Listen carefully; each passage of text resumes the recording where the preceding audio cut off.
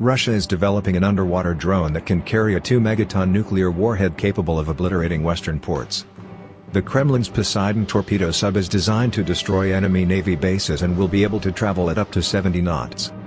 President Vladimir Putin announced plans for an underwater drone in his State of the Nation speech in March, in which he boasted of an array of new nuclear weapons invulnerable to enemy interception. Russian state news agency TASS says it has not been able to confirm details of the weapon, but it quoted a source as saying, "It will be possible to mount various nuclear charges on the torpedo of the Poseidon multipurpose seaborne system, with the thermonuclear single warhead similar to the Avangard charge to have the maximum capacity of up to 2 megatons in TNT equivalent." With its nuke, the weapon is primarily designed to destroy reinforced naval bases of a potential enemy, the report added.